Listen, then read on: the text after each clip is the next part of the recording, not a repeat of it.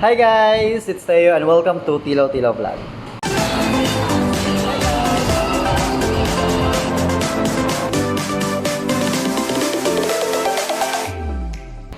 Okay, so for today, we'll be making a review sa pinakabagong open nga Letchon Manok, and that's a dance Letchon. So, okay, I actually have 5 categories sa ang akong gibasihan sa pag-review ning Letchon Manok nga del. Wala diri ang manok but I have already ate that a while ago kay gutom. But then late review na ko karon lang kay busy man sad. Anyway, again, I have 5 category nga gibasihan sa pag hatagan ng rate. So, at the end of the vlog, I will be making a rate from 1 to 10. So, these 5 categories actually based or ako ni siyang butag 2 points each. Kung nakapasa ba sila, we can make total. Makasama up to silang points, then that's the rating. Alright, so first is the freshness. Yes, fresh yun ang ilahang manok. I guess magnolia.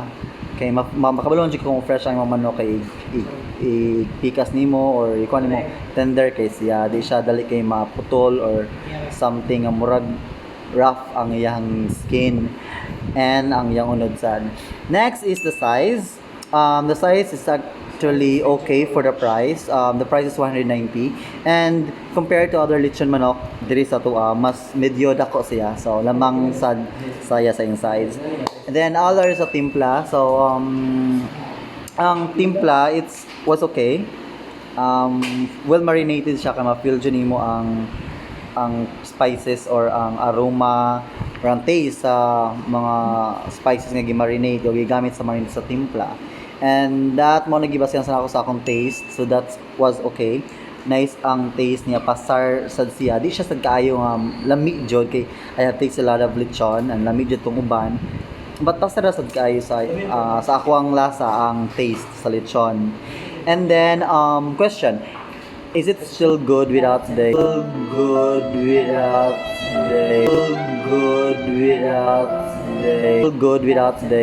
sauce? Yes, it is okay. Ako maglechon mo or makaglechon di ko tig sauce. But if na sauce, that's okay. So, pasara sa siya. Kaya ako ga sauce ato, that was okay. It feels lami. And then, of course, the price. The price is actually okay. Compared to other lechon here, we have the diltos, we have the GC. I get GC, the pizza 7-Eleven at bang. They have the same price, 200. We have the pizza silso ng lechon, still 200. But this one is actually 190. So I guess fit rest of same price. And so yeah, that's it. So I guess I have a rating of 7/10. So that's okay for baguhay lang. And I know kung siya kay maka-improve sa iyang mga sa iyang timpla. So maybe on the next days ma-improve pa ang timpla and then we can maybe create another review for that. Anyway, again, a dance lechon. Makita nato or kung gusto mo palit, you can avail that dito sa poblasyon ng Oslob, Cebu, dapit sa merkado or babaw sa merkado.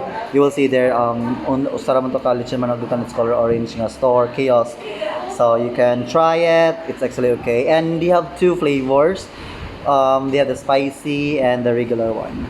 Alright, so that would be it. And again, thank you for watching, and I'm hoping for another review soon.